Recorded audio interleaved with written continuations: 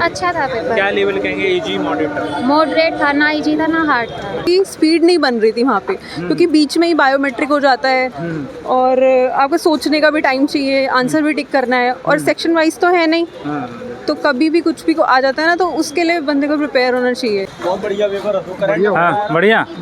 आपको कैसा लगा मेरे? इजी मॉडरेट कितने क्वेश्चन होंगे? जी के मैंने देखी ही नहीं। जो बंदा 25 नंबर अगर पढ़ के गया है तो अगर 25-26 नंबर उसने नहीं किया तो मुझे लगता है उसने पढ़ाई नहीं किया है। पेपर इजी है पर लेंदी है। करंट अफेयर के कम से 12 क्वेश्चन मिनिमम। अच्छा था पेपर। क्या लेवल कहेंगे, इजी मॉडरेट? मॉडरेट था, ना इजी था ना हार्ड था। मॉडरेट था। कितने हाँ जी। क्वेश्चन किए आपने? मैंने 70 क्वेश्चन किए। 70 किए हैं। तो करंट अफेयर्स के कितना क्वेश्चन लगभग? करंट अफेयर के जो भी थे करंट वाले ही थे, मतलब PYQ से तो मतलब थे नहीं कि 223 के हो या 22 के, 25 के थे लगभग सारे। 25 के। मार्च के भी थे, मार्च 25 के। हाँ, और पॉलिटी से? पॉलिटी से तो इजी थे, हार्ड तो नहीं थे। और ज्योग्राफी? ज्योग्राफी में तो मुझे थोड़ी ही देखने के लिए मिले बस। थोड़ी हाँ, देखने थोड़ी साइंस के मिले थे थोड़े। साइंस के? हाँ जी। साइंस में कहाँ से?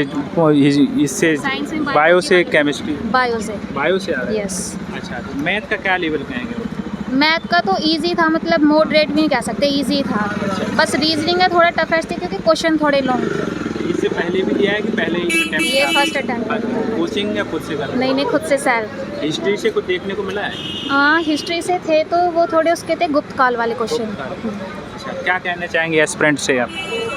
बस अगर तैयारी अच्छी हो तो हो ही जाएगा, मतलब पेपर काफ़ी अच्छा था। आपको क्या उम्मीद है? मे भी हो जाए उम्मीद तो सबको ही होती है। हाँ जी। ठीक हो ठीक। तो वो वाला आर्टिकल बताना था हमको। अच्छा। बाकी पॉलिटी से एक वो पूछा था कि ह्यूमन राइट्स का जो आया था लॉ, वो कब आया था, अच्छा। वो वाला आर्टिकल। हाँ, वो वाला। और ज्योग्राफी तो मुझे इतनी नहीं दिखी। अच्छा, और स्टैटिक का कैसा रहा? स्टैटिक जी के हाँ। कम था। कम था। स्टैटिक कम। डांस हुए, फेस्टिवल या राइटर नेम कुछ? नहीं, राइटर नेम आए थे, वो आप सही कह रहे हैं। वो एक तो पूछा था मराठी में दलित्स के लिए जो लिख रहे थे वो कौन से ऑथर थे, और मुझे लगा सारे ही ऑप्शन वो थे जो दलित्स के लिए लिख रहे थे मराठी में। अच्छा। एक पर्टिकुलर क्वेश्चन पूछा था कि बंगाल में जीवनंदा दास पोएट है, उनको क्या कहा जाता है, उनको एक उपाधि दी हुई है, वो बोले थे। क्या उम्मीद है मैडम? कट ऑफ पे डिपेंड करता है, क्योंकि इजी पेपर आ रहा है तो कट ऑफ हाई चली जाती है। टोटल कितने अटेम्प्ट किए आपने? मैंने 85 प्लस। 85 प्लस किए हैं। तो क्या कहना चाहेंगे एस्पिरेंट से, क्या बोलना चाहेंगे? सभी, मतलब मैंने जिस बच्चों से बात की उन्होंने सभी ने ये कहा कि जो रेगुलर प्रैक्टिस कर रहा है, जो रेगुलर मॉक दे रहा है, उसके लिए तो कुछ नहीं है ये वाला। बाकी सबको लगा कि क्वेश्चंस अटेम्प्ट कम हुए क्योंकि स्पीड नहीं बन रही थी वहाँ पे, क्योंकि बीच में ही बायोमेट्रिक हो जाता है और आपको सोचने का भी टाइम चाहिए, आंसर भी टिक करना है और सेक्शन वाइज तो है नहीं, तो कभी भी कुछ भी आ जाता है ना, तो उसके लिए बंदे को प्रिपेयर होना चाहिए कि ये SSC और NTPC में डिफरेंस है। थोड़े से SSC से इजी क्वेश्चन थे NTPC में। हाँ, मुझे ऐसा लगता है क्योंकि मतलब उनको होलसम पेपर बनाना है एक तरह से, तो मुझे ऐसा लगता है। All the best. ठीक। कैसा लगा मैडम पेपर? कैसा था? सही था। बहुत बढ़िया पेपर है। हाँ बढ़िया। आपको कैसा लगा madam? Easy moderate? Paper easy है पर लेंदी है। करंट अफेयर के कम से 12 क्वेश्चन मिनिमम। नहीं, करंट अफेयर आ रही।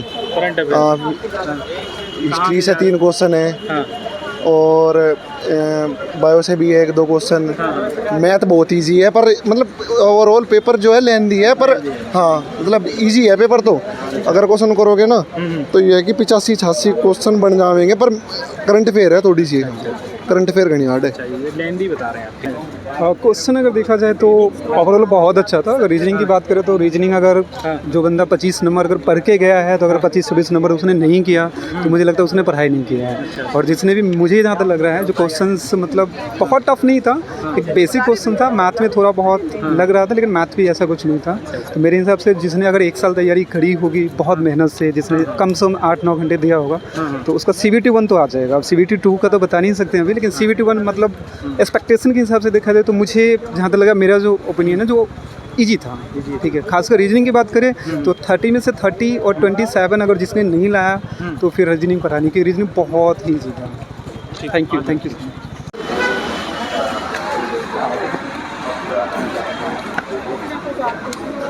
आपको कैसा लगा मैडम पेपर? एग्ज़ाम डिफ़िकल्ट था, स्टार्टिंग डिफ़िकल्ट थी, बाद में क्वेश्चंस इजी थे, तो पहले के क्वेश्चंस में टाइम काफ़ी स्पेंड हो गया। कितने क्वेश्चन अटेम्प्ट किए आपने? मैंने 75। 75 किए। हाँ। तो इसमें जो पोर्शन रीजनिंग, मैथ और जीके कौन सा ज़्यादा टफ लग रहा था? एक तो ना सेपरेटेड नहीं थे पोर्शंस, सब अलग सब मिक्सअप थे।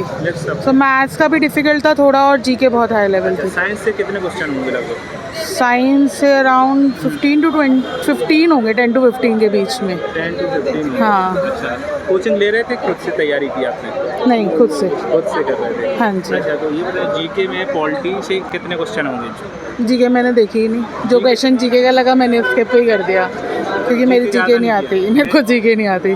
मैथ, साइंस और रीजनिंग। हाँ जी। तो क्या कट ऑफ के इसके पेपर के हिसाब से क्या बनने की ऐसे लग रहा है कि क्या कह सकते हैं इसमें? आपको टफ कह रहे हैं यहाँ पेपर? हाँ, मैथ्स काफ़ी टफ रहा है, रीजनिंग ठीक थी, मैथ्स डिफिकल्ट कहाँ था। से याद आता पोर्शन मैथ का है? मैथ्स का इंटरेस्ट वगैरह रिलेटेड जो थे ना वो बहुत ज़्यादा लेंदी वो थी उनकी ना, कैलकुलेशंस बहुत लेंदी थी। अच्छा, तो वही था। क्या कहना चाहेंगे अगले सत्र वालों को? बस ये है, सभी क्वेश्चंस पे इक्वली टाइम दो, एक क्वेश्चन पे अगर अटक गए ना तो उस पर ज़्यादा टाइम मत फोकस करो, नेक्स्ट पे चले जाओ। ये ठीक। Thank you.